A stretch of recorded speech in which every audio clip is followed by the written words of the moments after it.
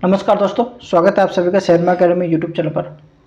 दोस्तों, आज हम घटना चक्र द्वारा प्रकाशित जीएस पॉइंटर 2023 जो कि पर्यावरण एवं पारिस्थितिकी की पुस्तक है, इसका चैप्टर नंबर 2 यानी कि अध्याय नंबर 2, जिसमें पारिस्थितिकी के से संबंधित तथ्य शामिल किए गए हैं, उनको देखेंगे। और हाँ दोस्तों, यह सीरीज सभी प्रतियोगी परीक्षाओं के लिए महत्वपूर्ण है, इसलिए आप चाहे किसी भी एग्जाम की तैयारी कर रहे हों, इसको पूरा जरूर देखिएगा। हम जीएस पॉइंटर 2023 की सभी पुस्तकों को पार्ट वाइज कवर करवाएंगे। साथ ही हमने इन सभी की सेपरेट प्लेलिस्ट भी बना दिया, जिससे कि आप सभी को ढूंढने में आसानी हो सके। तो चलिए देर न करते हुए शुरू करते हैं हम अपनी वीडियो को। 10% नियम दिया था, तो 10% का नियम जो दिया था वह दिया गया था लिंडमैन के द्वारा। नेक्स्ट है, 10% नियम के तहत एक पोषण स्तर से दूसरे पोषण स्तर पर तक ऊर्जा का 10% भाग स्थानांतरित होता है। नेक्स्ट है, जीव से जैवमंडल तक जैविक संगठन का सही क्रम है। तो सही क्रम क्या था? तो वैसे पहले जनसंख्या आएगी, फिर समुदाय होगा, फिर पारिस्थितिकी तंत्र होगा और फिर भूदृश्य होगा। ओके। नेक्स्ट है, स्वपोषी स्तर पर उत्पादन को कहा जाता है। तो इसको क्या कहा जाता है? तो इसको कहा जाता है प्राथमिक उत्पादकता। ओके। नेक्स्ट है, परपोषी यानी कि विषम पोषणज स्तर के उत्पादन के संदर्भ में आता है, यह आता है द्वितीयक उत्पादकता। नेक्स्ट है, एक पारिस्थितिकी तंत्र में ऊर्जा की मात्रा एक पोषण स्तर से अन्य पोषण स्तर में स्थानांतरण के पश्चात घटती जाती है, न कि बढ़ती है। ओके। नेक्स्ट है, कुछ कारणों वश यदि तितलियों की जाति यानी स्पीसीज की संख्या में बड़ी गिरावट होती है, तो इसके जो संभावित परिणाम हो सकते हैं वे हैं। वह क्या संभावित परिणाम होंगे? तो वह होंगे, कुछ पौधों के परागण पर प्रतिकूल प्रभाव पड़ सकता है। इसके कारण बर्रों, मकड़ियों और पक्षियों की कुछ प्रजातियों की समष्टि में गिरावट हो सकती है। ओके। नेक्स्ट है, पारिस्थितिकी पारस्परिक संबंधों का अध्ययन है। तो अध्ययन क्या है? वह जीव और वातावरण के बीच का अध्ययन है। नेक्स्ट है, जीव विज्ञान की एक शाखा है जिसमें जीव समुदायों तथा उनके वातावरण के मध्य पारिस्थितिकी संबंधों का अध्ययन करते हैं। उसको क्या कहते हैं? उसको हम पारिस्थितिकी कहते हैं। नेक्स्ट है, अर्नेस्ट हैकल ने पारिस्थितिकी यानी इकोलॉजी शब्द का प्रयोग किया था। तो किस नाम से किया था? तो यह किया था इकोलॉजी के नाम से किया था। नेक्स्ट, जीवधारियों के कार्बनिक और अकार्बनिक वातावरण और पारस्परिक संबंधों के अध्ययन को पारिस्थितिकी अथवा पारिस्थितिकी विज्ञान कहते हैं। यह बताया, तो यह किसने बताया था? यह बताया था अर्नेस्ट हैकल ने। ओके। नेक्स्ट है कि पारिस्थितिकी प्रकृति की संरचना एवं प्रक्रिया का अध्ययन है। यह बताया, तो यह बताया था यूजीन ऑडेम ने। ओके। नेक्स्ट है, सर्वप्रथम पारिस्थितिकी तंत्र की संकल्पना प्रस्तावित की गई। तो सर्वप्रथम पारिस्थितिकी तंत्र की जो संकल्पना है वह प्रस्तावित की गई थी वर्ष 1935 में एजी टांसले द्वारा। ओके। नेक्स्ट है, पारिस्थितिकी तंत्र की विचारधारा को बायोसिनोसिस तथा माइक्रोकॉस्म कहा। तो यह कहा था कार्ल मोबियस तथा फोर्ब्सन है। ओके। नेक्स्ट है, प्रकृति की एक कार्यात्मक इकाई यानी फंक्शनल यूनिट के रूप में जानी जाती है। कौन? तो वह जानी जाती है पारिस्थितिकी तंत्र में। ओके। नेक्स्ट है अपना कि गहरे कार्बन शोधशाला यानी गहरी कार्बन शोधशाला यानी DCO के संबंध में सही है। तो DCO के संबंध में जो सही था वह यह है कि वैश्विक अनुसंधान कार्यक्रम पृथ्वी पर कार्बन की भूमिका को आगे बढ़ाने के लिए है। ओके। नेक्स्ट है कि यह गहरी माइक्रोबियल पारिस्थितिकी तंत्र के क्षेत्रीय अवलोकन के लिए है। ओके। नेक्स्ट है, पारिस्थितिकी तंत्र के संबंध में सही है। तो क्या सही है? तो वह सही है, पारिस्थितिकी तंत्र किसी निश्चित स्थान समय इकाई के समस्त जीवों तथा भौतिक पर्यावरण का प्रतिनिधित्व करता है। यह कार्यशील इकाई है, इसकी अपनी उत्पादकता होती है। नेक्स्ट है, पारिस्थितिकी तंत्र के विषय में सही नहीं है। तो सही नहीं क्या है? वह एक यानी कि भाई ये सही नहीं है, यह एक बंद तंत्र होता है। क्यों? क्योंकि जबकि पारिस्थितिकी तंत्र जो है बंद तंत्र नहीं खुला तंत्र होता है। ओके, नेक्स्ट पारितंत्र यानी इकोसिस्टम शब्द का सर्वोत्कृष्ट वर्णन है। तो उसका वर्णन है सर्वोत्कृष्ट कि जीवों यानी ऑर्गेनिज्म का समुदाय और साथ ही वह पर्यावरण जिसमें वे रहते हैं वह क्या कहलाता है? वह इकोसिस्टम यानी कि पारितंत्र कहलाता है।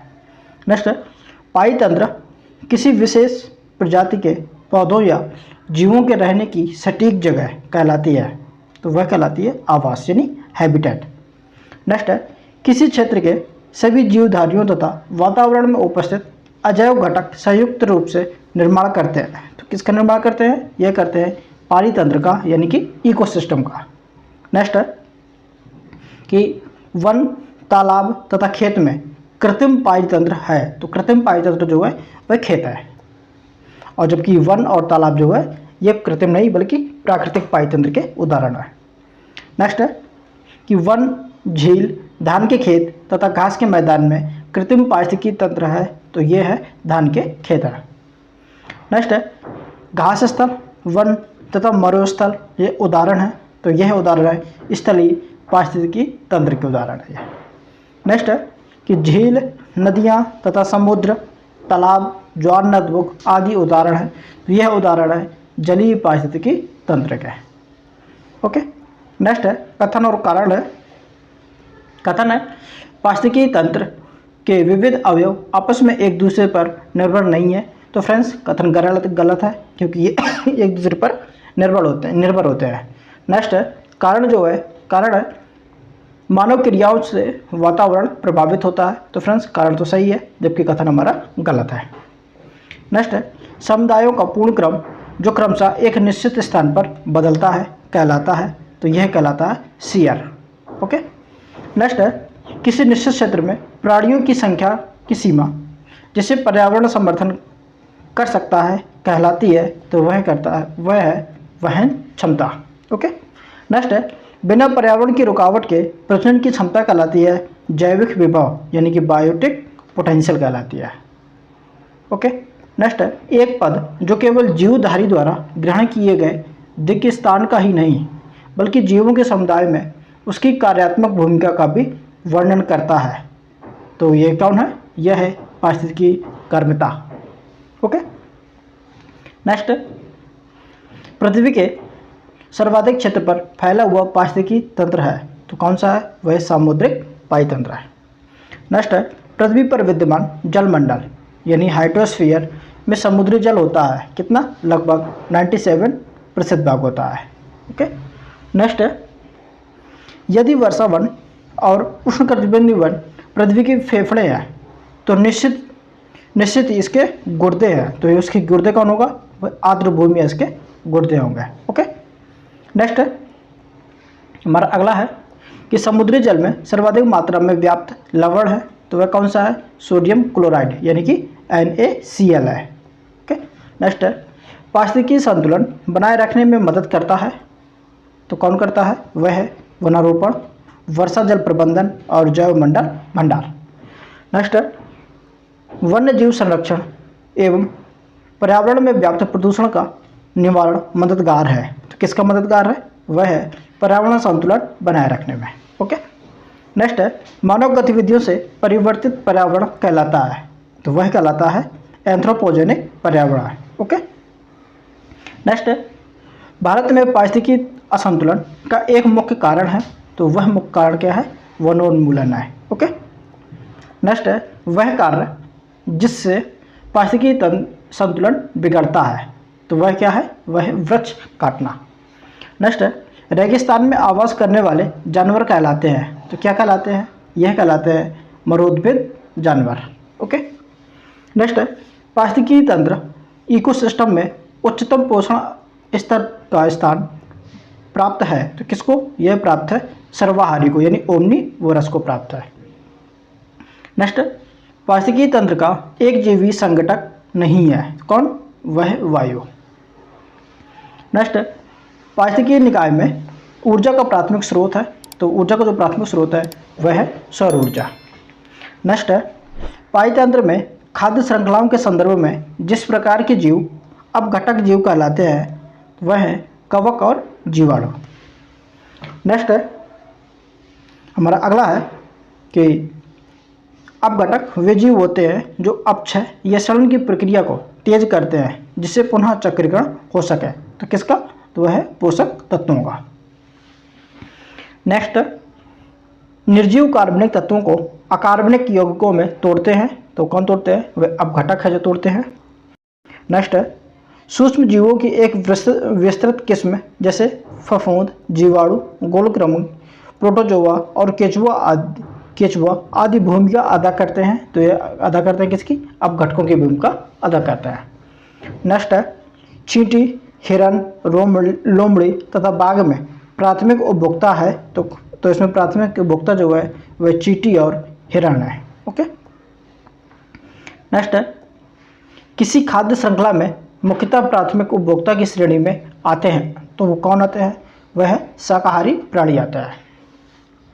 नेक्स्ट है चींटी, हिरन, लोमड़ी तथा बाघ में अपघटक यानी कि डिकम्पोजर तथा प्राथमिक उपभोक्ता दोनों की श्रेणी में आती है। तो कौन आती है? वह है चींटी।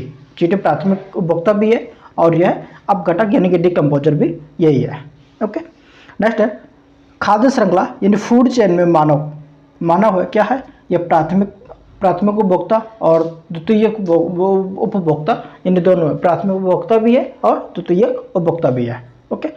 नेक्स्ट है वे जीवधारी जो अपना भोजन प्राथमिक उत्पादकों हरे पौधों से प्राप्त करते हैं कहलाते हैं। तो वह कहलाते हैं प्राथमिक उपभोक्ता कहलाते हैं। ओके। नेक्स्ट है खाद्य श्रृंखला यानी फूड चेन में पादप प्लवक, घास तथा वृक्ष हैं। तो यह है प्राथमिक उत्पादक है। ओके। नेक्स्ट है इकोसिस्टम के संबंध में सत्य है। तो क्या सत्य है? उत्पादक प्राथमिक उपभोक्ता से अधिक है। ओके। नेक्स्ट है जैविक एवं अजैविक संगठकों के मध्य बिचौलिए का कार्य करते हैं। कौन करते हैं? यह करते हैं उत्पादक। ओके।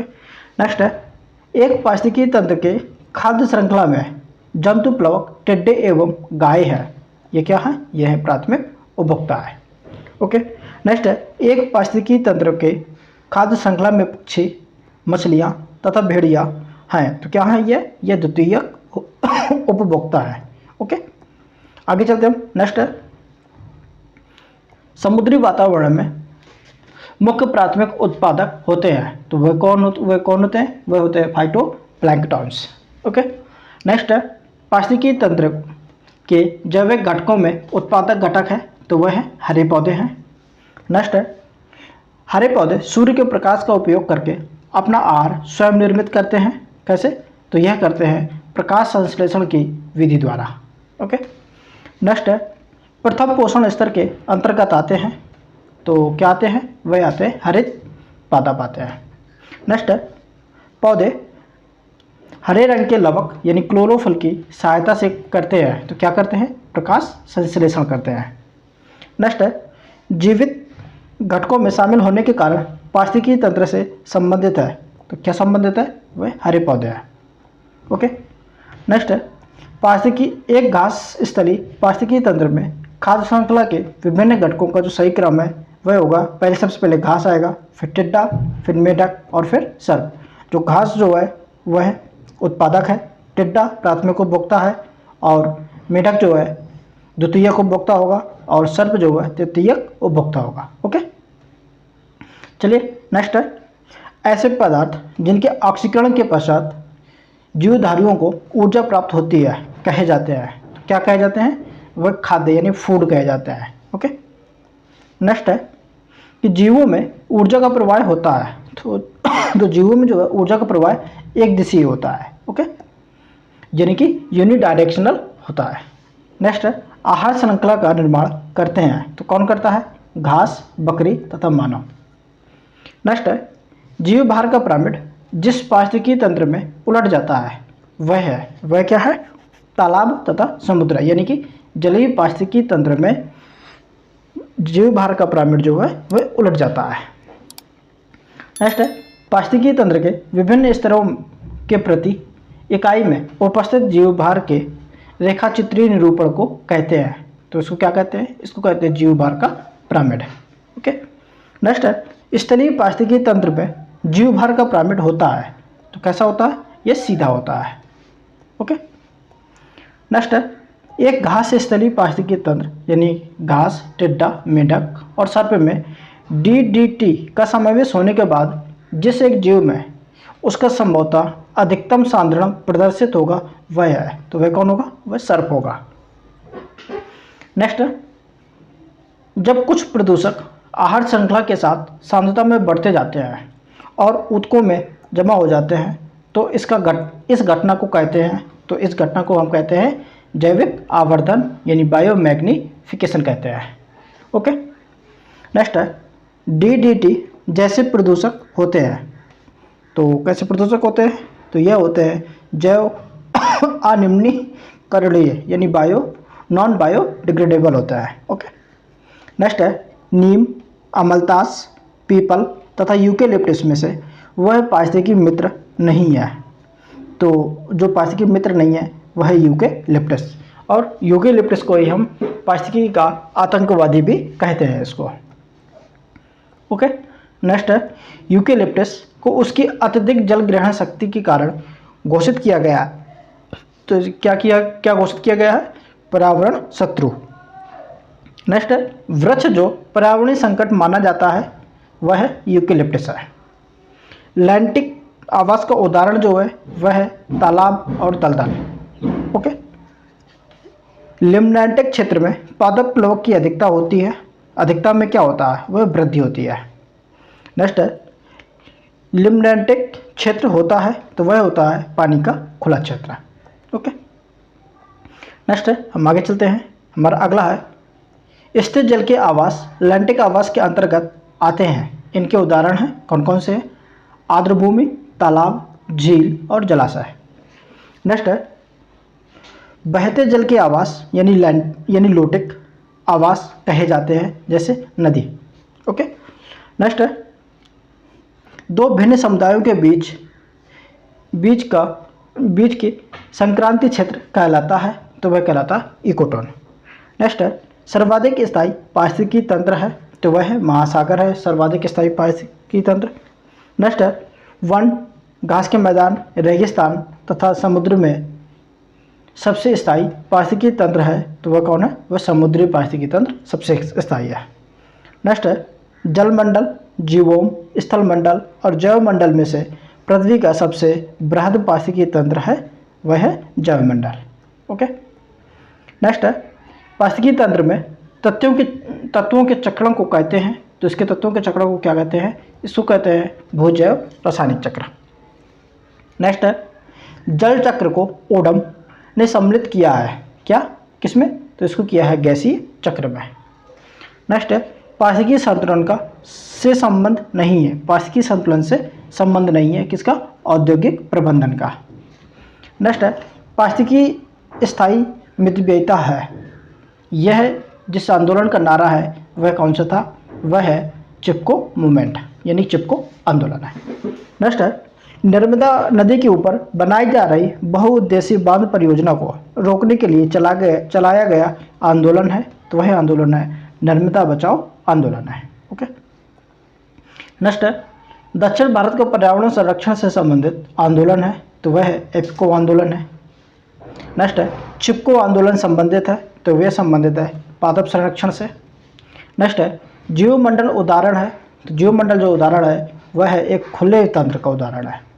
ओके, नेक्स्ट है स्थलीय पारिस्थितिकी तंत्र के प्रमुख उपभाग हैं तो इसमें है पर्वत पारिस्थितिकी तंत्र, निम्न स्थलीय पारिस्थितिकी तंत्र एवं अर्ध शुष्क पारिस्थितिकी तंत्र आदि। नेक्स्ट है सर्वाधिक स्थिर पारिस्थितिकी तंत्र है सागरीय पारिस्थितिकी तंत्र जो है कि सर्वाधिक स्थिर पारिस्थितिकी तंत्र है। नेक्स्ट है पारिस्थितिकी तंत्र से संबंधित मुख्य कथन है तो कौन कौन से कथन मुख्य है? वह पारिस्थितिकी तंत्र यानी इकोसिस्टम शब्द का प्रयोग सर्वप्रथम A.G. टांसले ने किया।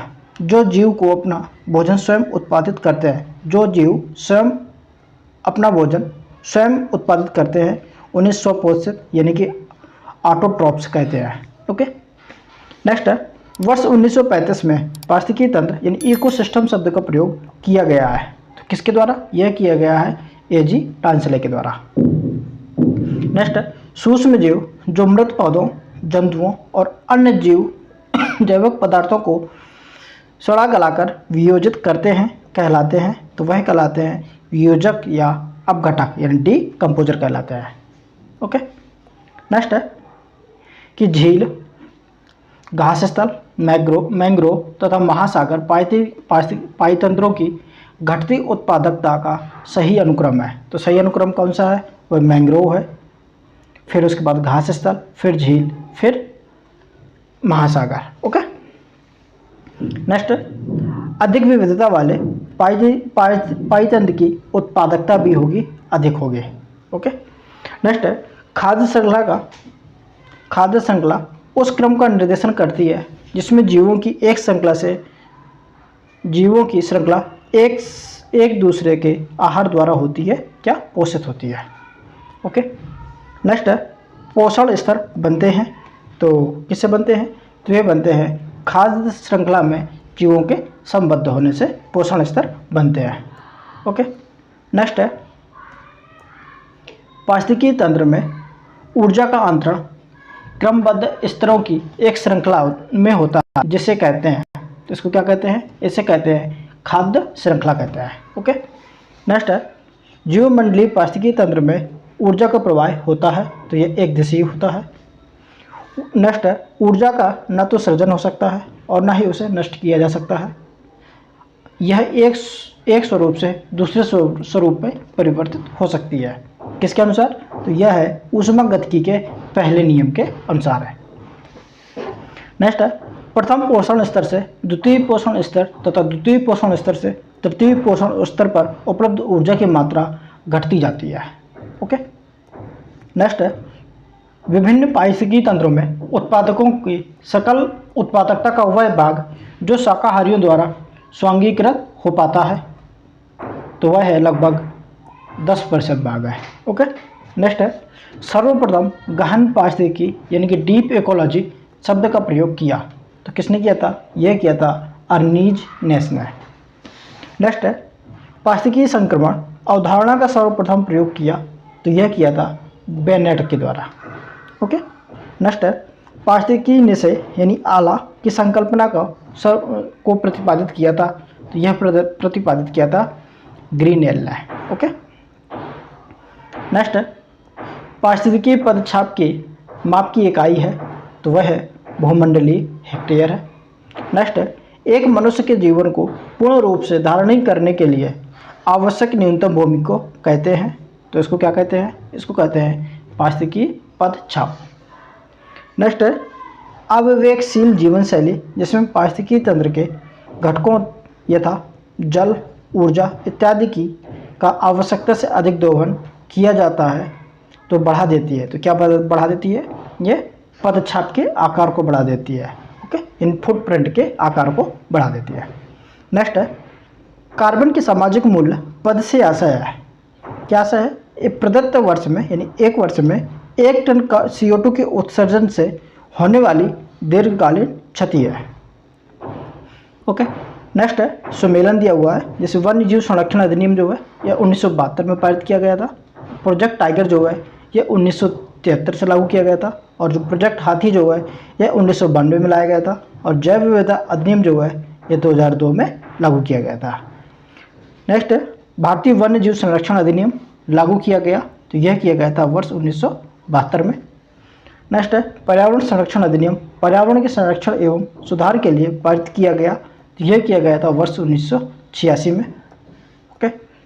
नेक्स्ट है जनजातियों एवं अन्य पारंपरिक वन निवासियों के वन अधिकारों को मान्यता अधिनियम पारित किया गया। तो यह पारित किया गया था दिसंबर 2006 में।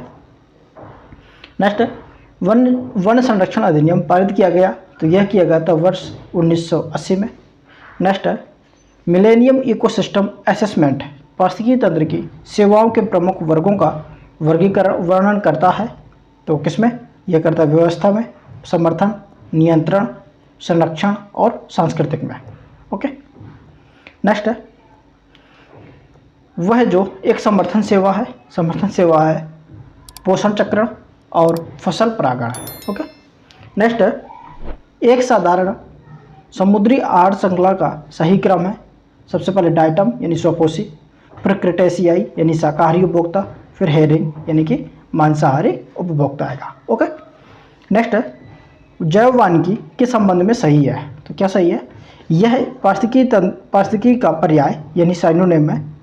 यह पारिस्थितिकी तंत्रों के मूल्य पर बल देता है जो मानव तंत्रों को प्रभावित करते हैं। ओके, नेक्स्ट है जैव वानिकी अर्थात बायोनोमिक्स शब्द बायो तथा नोमिक्स शब्दों से मिलकर बना है। बायो शब्द का तात्पर्य जीव या जीवन से है, जबकि नोमिक्स ग्रीक शब्द नोमोस व्युत्पन्न है जिसका अर्थ है लॉ।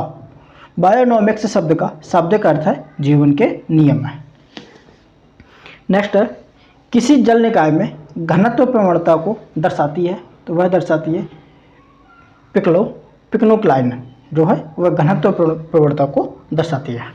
नेक्स्ट है किसी जल निकाय में लवण प्रवणता को प्रदर्शित करती है। तो वह करती है हेलोक्लाइन। नेक्स्ट है किसी जल निकाय में गहराई के साथ तापमान परिवर्तन को दर्शाती है, वह है थर्मोक्लाइन है। ओके, नेक्स्ट है पाईजन्य उत्पादकता के संदर्भ में समुद्री उत्प्रवाह यानी अपवेलिंग क्षेत्र इसलिए महत्वपूर्ण है क्योंकि ये समुद्री उत्पादकता बढ़ाते हैं। कैसे? पोषक तत्वों को सतह पर लाकर। ओके, नेक्स्ट वायु प्रवाह द्वारा समुद्र की सतह पर विद्यमान गर्म पोषक रहित जल को सघन ठंडे तथा पोषक तत्वों से परिपूर्ण जल द्वारा स्थानांतरित कर दिया जाता है। कैसे? समुद्री उत्प्रवाह के द्वारा। नेक्स्ट पारिस्थितिकी संवेदी क्षेत्र वे क्षेत्र हैं जिन्हें घोषित किया है किसके तहत? तो पर्यावरण संरक्षण अधिनियम 1986 के तहत। ओके, नेक्स्ट है पारिस्थितिकी संवेदी क्षेत्रों में कृषि को छोड़कर सभी मानव क्रियाओं का निषेध नहीं है, बल्कि कुछ पर प्रतिबंध लगाया गया है और कुछ को किया गया है क्या? विनियमित किया गया है, रेगुलेट यानी किया गया है। ओके, नेक्स्ट घास स्थलों में वृक्ष पारिस्थितिकी अनुक्रम के अंश के रूप में जिस कारण घासों को प्रतिस्थापित नहीं करते हैं वह है जल की सीमाओं एवं आग के कारण। नेक्स्ट भौतिक वातावरण में किसी समुदाय का समय के साथ रूपांतरण ही कहलाता है। तो क्या कहलाता है? पारिस्थितिकी अनुक्रमण। ओके, नेक्स्ट है जैविक अनुक्रमण की प्रवस्थाओं का जो सही क्रम होगा वह होगा नगनीकरण, प्रवास, स्थापन, प्रतिक्रिया और स्थिरीकरण। ओके, नेक्स्ट है वर्ष 1916 में पौधों की विभिन्न प्रजातियों का अध्ययन किया तथा अनुक्रमण यानी सक्सेशन की सर्वमान्य परिभाषा दी। तो किसने दी? तो वह दी एफ क्लीमेंट ने। ओके, नेक्स्ट है मोनोक्लाइमैक्स यानी एकल चरम सिद्धांत का प्रतिपादन किया था। तो यह किया था एकल क्लीमेंट ने। ओके, नेक्स्ट है आगे चलते हम। नेक्स्ट है वह प्राकृतिक विधि जिसके अंतर्गत एक ही निहित तथा निश्चित स्थान पर एक विशेष समूह दूसरे समूह द्वारा विस्थापित हो जाता है वह कहलाता है अनुक्रमण। ओके, नेक्स्ट है लोटिक पारिस्थितिकी तंत्र का उदाहरण है तो वह है नदी। ओके, नेक्स्ट टॉपिक अपना जैव विविधता। तो दोस्तों इस वीडियो में इतना ही, आगे भी इसी तरीके से इस पुस्तक के सभी टॉपिक को कवर करवाया जाएगा। तो फ्रेंड्स बने रहिएगा हमारे साथ में। साथ ही फ्रेंड्स अगर आपने अभी तक हमारे चैनल को लाइक, शेयर और सब्सक्राइब नहीं किया है तो कर लीजिए, जिससे कि हमारी वीडियो आप तक आसानी से पहुंच सके। और फ्रेंड्स अगर आपने हमारी पहली वाली वीडियोज़ नहीं देखी है तो उनको ज़रूर देख लीजिएगा। उन सभी की आपको प्लेलिस्ट आपको जो है डिस्क्रिप्शन बॉक्स में मिल जाएगी। दोस्तों इस वीडियो को ज़्यादा से ज़्यादा लोगों तक शेयर करें, जिससे कि ज़्यादा से ज़्यादा लोगों को अच्छी चीज़ें मिल सकें और उन लोगों को ज़्यादा से ज़्यादा लोग देखेंगे तो हमें भी अच्छा लगेगा कि चलो बहुत ज़्यादा से ज़्यादा लोग देख रहे हैं, उनको पसंद आ रही चीज़ें, तो हमारा भी मोटिवेशन बढ़ेगा और हम जल्दी से जल्दी वीडियो लाने की कोशिश करेंगे। बाकी भाई हंसते रहिए, मुस्कुराते रहिए, पढ़ते रहिए, लिखते रहिए और अपना ध्यान अपने लक्ष्य पर बनाए रखिए। और हमेशा ध्यान रखिए जब तक फोड़ेंगे नहीं तब तक छोड़ेंगे नहीं। आज ही क्या था यहीं तक, आगे मिलते हैं हम अगली वीडियो में। जब तक के लिए जय हिंद, जय भारत।